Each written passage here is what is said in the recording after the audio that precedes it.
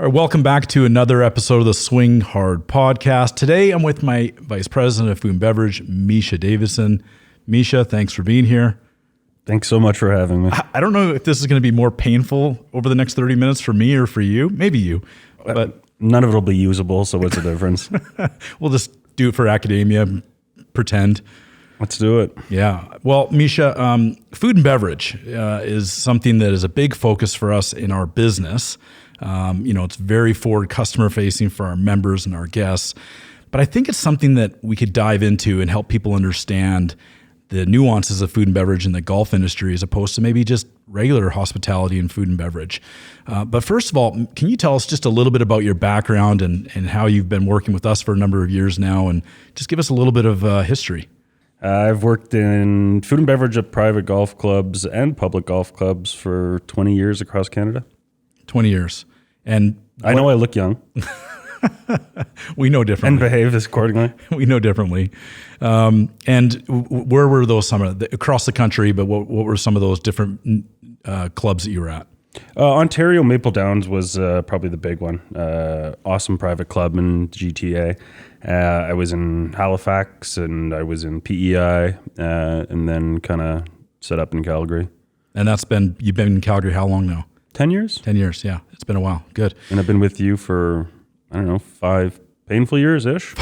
See, I said it was going to be more painful for you than me, but let's see if we can have a little bit of fun anyway. I think it's equally painful. Yeah, okay. So what are some of the things you enjoy about the food and beverage business? As corny as it sounds, I'd say people. Yeah. You come across a lot of awesome people, especially with private aspects of it. You see people every day. It's like a family, and you can goof around, and right. Obviously there's a time to work, but you get to know people. Their kids. They get to know you and what you're about. So that the aspect of working in private is awesome, and that really is pretty similar to all aspects of the business. It really comes down to the people we work with, our team, the great members, guests. I mean, it's a lot of fun for sure. And I mean, Windmill in general always has, it retains staff, whether it's from the top or the bottom. Right. It's the same general managers that have been everywhere for as long as I've been at the clubs, right. And it's because everyone wants to stick around. The pros in general are there for the long haul, and then even whether it's chefs or day-to-day staff, we've had people that are servers, whether they're students or not, but they come back for 4 years, and you obviously get to know them, they bring their families around, and right. See them grow or not grow hanging out with me, right? Whichever one it is. But it is, yeah, for sure, the people. And it's a rewarding part of the business too, seeing some of these. I mean, I'm thinking about somebody. I was talking to one of our other VPs the other day, and we were talking about some of our outside service. I call them kids because they're, less than half my age, but they come to us as kids a lot of times. It's their, first job in many regards. And to see these people progress, right, over 1 year, 2, 3, 4, and then they'll go away to college. We might start having them work with us when they're, 15, 16 years old. Well, hell yeah. Like Kyla was at Hamptons when she was right 15 or 16, and 4 years later she's running events at Bears Paw for exactly us, right? It's crazy. Yeah, it is. And it's that to me is a rewarding part of what we do, realizing that a lot of these people won't be with us forever, but seeing the progression in their early part of their career and their life is really interesting. And a lot of them come back. I mean, there was a wedding this year at Bears Paw that worked for Sam for 4 years at Hamptons. Yeah. And engaged 6 years later, and they come to us because that's where they want to have their wedding. I remember that. Yeah. Still in the family. I ran into the bride when she came for a little bit of a tour to see what the building was like. So that's great. Let's dive a little bit into some of the nuances of the food and beverage hospitality side, specific to the golf business. I want to first talk about events. It's a little bit different than typical events with, call it a restaurant or some other type of hospitality. Tell us about specifically golf events and how the hospitality, food and beverage components of that can be a little bit different.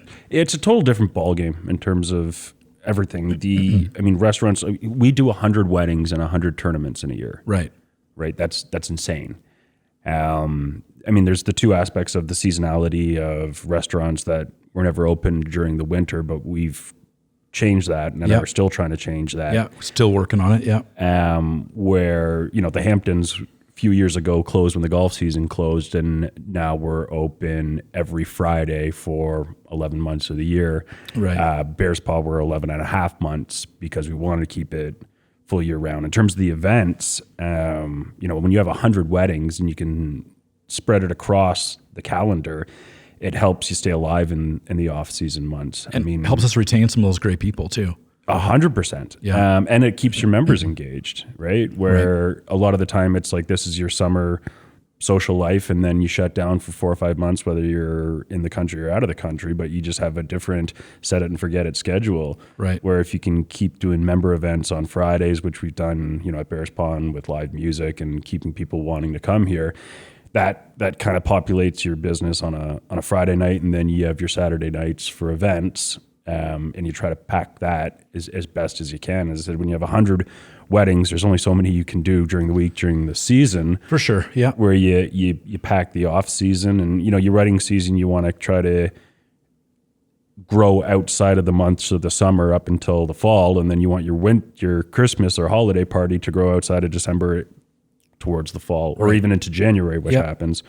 So the amount of events that we do has helped us, populate the rest of our calendar. Right. And then in terms of golf events, anything where you can get golf attached with food and beverage helps the business, and it's just great exposure because you've got people that are golfing in golf tournaments that might not necessarily come to your property. So not only is it good exposure for the golf course where they're going to want to come back and play, then they come in and see what we have to offer in terms of food and beverage and quality of food and atmosphere, where they think, hey, this is where I want to bring my date or my family or my buddies as a place to hang out. So let's stick with weddings for a second, because I've got some questions about that I think, be interesting to dive into. And then we'll talk about golf events and probably just general food and beverage, hospitality as well.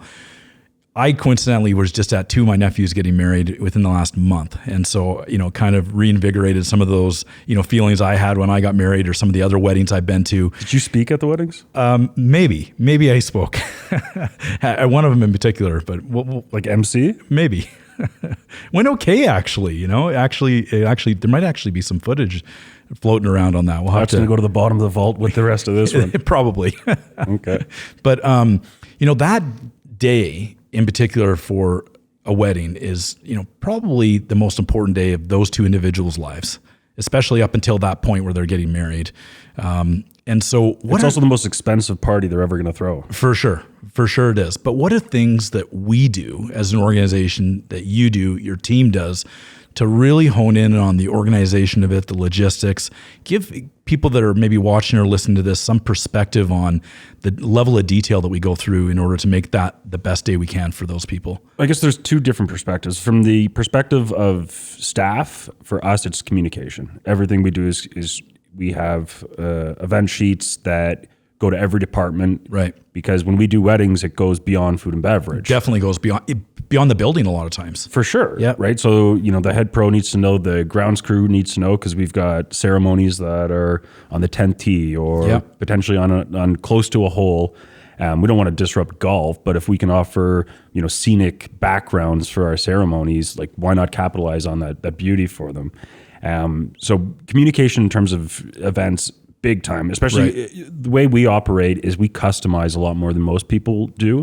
And I guess that kind of goes towards the perspective of a bride. When a bride goes through a building, most catering operations say, here's our catering package. This is what you get. These are our rules, and this is what it is. Right.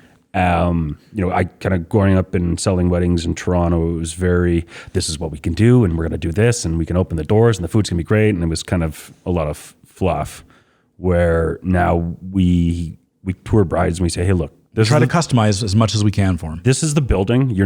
We have the nicest clubhouses around, like Bears Paws, the new shiny toy. Hamptons is, still a great building, and it's something out of Aladdin. Like, it's the poshest, nice, most grand entrance. They're not hard buildings to sell at all. So, it's very easy to say, hey, look, this is the building. This is our package. If you like our food options, great. If you don't, throw it out. Tell us what you want to eat. Tell us what you want to spend. If you want lobster for $20, it's probably not going to happen. Right. But we'll be honest. We'll say, okay, if you want to, substitute this meat for that meat, or this like soup or salad, like, this is your wedding. Let's do this the way you want to. And the other thing that I say is, I'm like, if you have a Polish grandma, like, let's throw pierogies on the menu, Sure. like as a late night table, like have a signature so that it's something that people are going to remember. Right. Oh, that wedding was great. Yeah, the building was cool, but they did this because, something that's customizable and is memorable for, a cultural background for someone in the family. Totally agree. So two things that I think, I'm hearing, which I agree with you. And number one, you're agreeing with me? Well, a little bit, just a little bit. All right. And first of all, I think our reviews generally for weddings are really good. So kudos to you and the team for that. But communication, super important. And the fact that we'll customize things, and we can really reach out beyond the expertise of an individual facility. Like you said, if somebody wants pierogies, maybe we have a chef somewhere else that has experience with that, and so we can talk to different teams and really leverage those expertise for sure. And we do, because of the diversity of our kitchen squads. Each kitchen can be 20 deep. Right. Yeah. And at Hamptons, it's hilarious because it's got the best background of Asian chefs I've ever seen. Right. There's Japanese, there's Chinese, there's Filipino, like they're rock stars. Yeah. And, we had an Indian wedding at Hamptons this year where it was our chefs can cook Indian, but when it gets to like some of the specific dishes, right? There's different spices. Like it's no joke. Yeah. But then we poached some of the Indian chefs from Bears Paw and said, Come show us how it's done, boys. Yep. And they come in, and we're all a team, so let's do it together. Like rock stars. Yeah. Awesome. Okay, let's dive into a little bit of just briefly golf events, because there's so many other things that happen with, a shotgun tournament goes off. Let's say it's 144 people. They're scheduled to go off at 8 a.m., but we have a frost delay and they don't go until 9:15. Should I take this? Don't take it. Unless it's a wedding and you want to book it, then we can wait. Yeah, we can use that footage to sell more. Exactly. This is how important it is to us. Yeah. Tournaments are very complex, and because everybody has to know, and there's so much changing throughout the course of a tournament, especially as it relates to the food and beverage. And I'm lucky enough where I do get to sell a lot of golf tournaments because they are relative to food and beverage and big corporate events.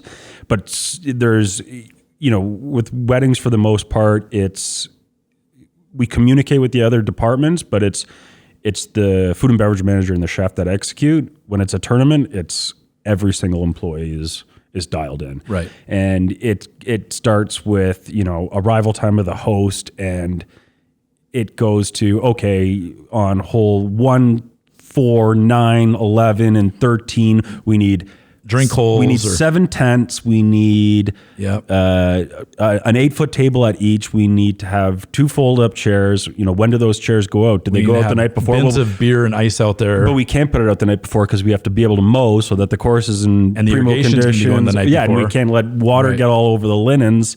So it is. There's a weekly meeting that exists at every course to dial down and go through all of these steps one by one. Especially look at Heritage. Heritage has 27 holes, and those tournaments can get up to.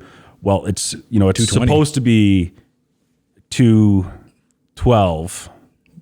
We can do more. We've done more, right? I know, but Dave gets mad at me whenever I book more than that. I think we did a couple over 225 or 230 this year. But they're huge tournaments, so everybody needs to know. And again, it's you can't bring certain things out because you need to let the grounds crew do their thing, and they can't go out too early because then it's not fair to them to make the course set up the way you want it to. Yeah. They might have to move tee boxes because for hole-in-one insurances, you can't use your normal tee box. It needs to be 160 yards. Exactly. And then you have to make sure someone's lasering it so that, because sometimes they do the boxes before they cut the pin. Right. So then they can move the boxes, and then they cut the pin, then it's not 160, and then there's a lot that gets involved. And then a lot of it too is, communicating with marshals, because when you've got 144 people that are going to come in for dinner, whether it's steaks or prime rib, the chef's got to have a heads up or a window of, when are they coming off the course? Exactly. Or else you're overcooking things or nothing's ready. Down and it's tricky because when you're doing a shotgun, one group can have 7 holes left and another can have 3, right? It just depends on the flow or the skill level of the group, because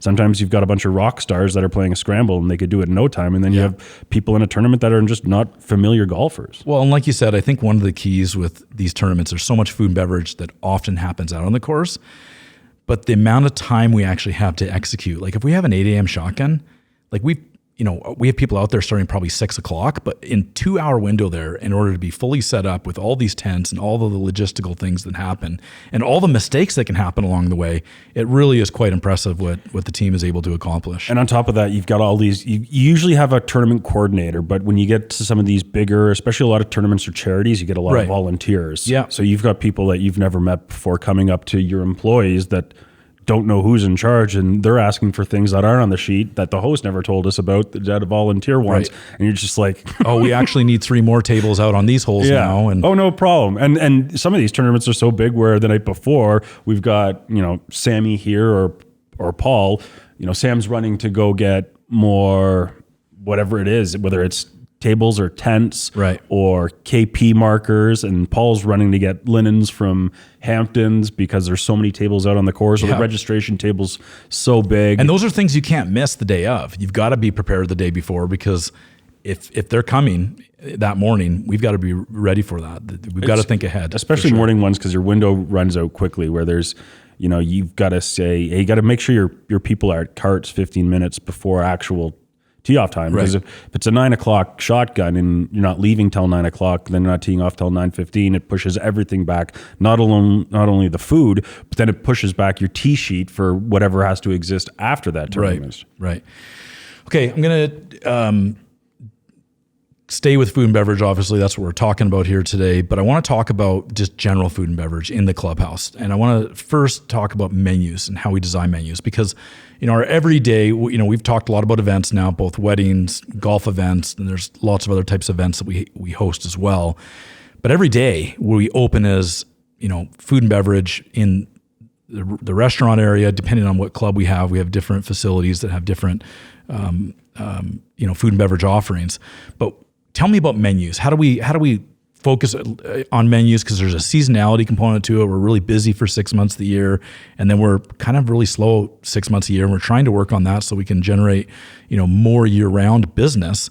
But during that core golf season, how do you think about menus, and what does you and your team do in order to create the right offering, but with focusing on some of those margins and food cost types components that are obviously important from a business perspective? Golf courses are different. I mean, restaurants have a menu, whether it's corporate or written internally, that last for months. Or sometimes even years. Like some of my favorite restaurants I go back to and I'm like, oh, I've had that like 6 years ago, still on the menu. What was the picture of that restaurant I sent you with the milkshakes the other day? And you were like, holy. Yes. What was it? Peters? Yeah. Yes. And you're thrilled. It's been the same. It's been the same menu since 62. I don't think they ever have. But we don't have, certainly there's things that stay on our menus, but we're constantly evolving every year at minimum. So golf courses have staples, right? Everybody wants to have a club and a burger and a steak sandwich and a nacho and a wing, right? That's just golf course. We've tried in the past to get away from it, to be unique, but there are staples that you shouldn't fight. Those are just no-brainers, put them on the menu. And there's a few more, obviously, as well. And I always find it really interesting when we actually do velocity reports, like, a month into the season or even after the season. It's like 10 to 15 of your items are 80% of your sales. Oh, by far. It's mind-boggling, actually. And that's the 20% is what you change, because you want to have a spring menu, you want to have a mid-season menu, and then you want to have a fall menu. And the reason why is because, especially your fall one, you're going to go down in produce because your traffic isn't as frequent. Golf courses are also unique because, especially in the private game, you've got the same people that could be in your clubhouse 5 times a week. Right. So not only do you have to change it a few times in 6 months, which goes with everything from replanning your line and training your staff. It also goes to changing all of your point of sale buttons and tracking everything properly so that it's, for your own numbers as well as communicating to the kitchen. You've got weekly menus so that even the people that are frequently, that many times a week. Like specials. Well, you're going to have a daily special, you're going to have weekly specials. And Right. on top of that, you're going to have, at our private facilities, we do a ladies' day and a men's day for Right. leagues. So the ladies are going to want something typically light, whether Yep. it's, fish, chicken, salad. Right. And then the men are typically going to want, whether it's beef and potatoes, Right. but we try to switch it up with some, Try to be sushi and create some variety. Exactly. Yeah. But that's a whole other menu that you're writing every Tuesday. That's a whole other menu that you're writing every Thursday, on top of the weekly specials, on top of the daily specials. And then on top of that, we do Friday night buffets where we try to discount our product in general. I mean, normally a prime rib for a catered event can be, $60, and that's well priced compared to most people. Right. Where we try to discount it for our members to have a member night on Friday. So then we're writing a whole other menu on Fridays where we can get a couple hundred people. Well, and I think one of the things that goes into the menu creation that a lot of other food and beverage hospitality don't have is we have hundreds, if not thousands, of members that they have opinions, and we try to respect those opinions and provide enough. I've never heard a member provide their opinion about the pricing or the quality of food and Well, beverage. not even that. It's just the variety, right? Like you said, some of them can be in here 3, 4, 5, 6 times a week. And yeah, I understand. I mean, they'd want some variety. I mean, as much as you and I might go to, one of our favorite restaurants once a month or, 6 times a year and order that item. Well, you don't eat that item 3 times a week every day. So we understand that, and that's why some of this variety and what you're referring to in the menu creation, we've got to continually evolve. And it's, most restaurants might order 150 SKUs where we can't survive by doing that because we need to be creative. So there's that aspect of it. And then there's also the component that it is cool for our chefs that they get to be creative. Right. And you asked about who creates the menus. I mean, I'll write some wedding packages, and we'll do it as a team. So we'll do it with the chefs for each different location. But every single week, every chef is writing 4 fresh menus. And 1, it's creative and fun. But 2, it's also like, Mish, again, I need 4 menus Monday. Like, thanks. We just had 4 tournaments last week and 2 weddings. We're not creating full new menus, but again, allowing them to be somewhat creative. Make no mistake about it, these chefs are artists to a great degree. I mean, they really are. There's a sense of artistry to what they do, and their creative juices get flowing, and it's quite amazing. You ever seen a plate that you eat at Heritage more than I do? But Heather is the best at plating I've ever seen. Right? Yeah, she's awesome. Jose's young and trendy, and he uses ingredients that no one else would use. Right? Yeah. When it comes to being an artist, so Dennis customizes a menu because I throw curveballs at him where I'll be like, something happened, this person lost their venue, we're doing a wedding in 2 days. Make it happen. Wait a minute, so I can throw a curveball and because you've never thrown a curveball at us book a wedding before. for you a couple days out, and you're going to execute it for us. I remember one time, I think it was 2 years ago, you messaged me on a Sunday night and you said, no, I think it was Monday.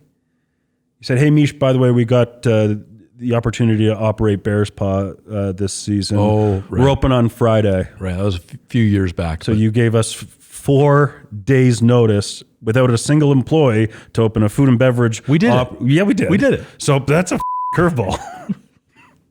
Beep. Curveball, but it was fun and enjoyable, and that was a great learning experience. It was a great learning experience. Yeah. And it was, we put out the notice the next day and said hiring all positions. Every single person that walked through the door, we hired because we didn't have an option. Right. And we were lucky enough where we found a chef, and he was very qualified. And I said, when can you start? And he said, 2 weeks. And I said, job's yours if you start tomorrow. That's the only thing I can tell you.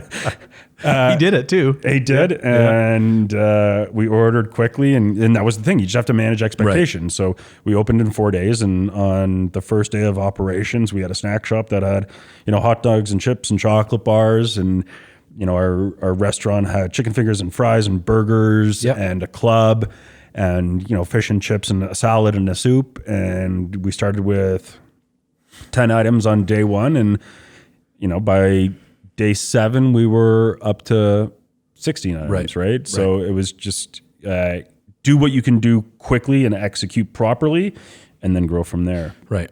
Two more things I want to talk about before we wrap up this episode of the podcast. The painful episode. The painful episode. Yeah, it's been painful. The first is, let's talk, we've been talking a lot about the nuances of the business and, some of the things that we do that might be a little bit different. Tell me a little bit about the actual business side, like maybe a little bit about the margin and how our margin may, suffer a little bit compared to general food and beverage businesses. Not specifics, but just in general, what some of that looks like.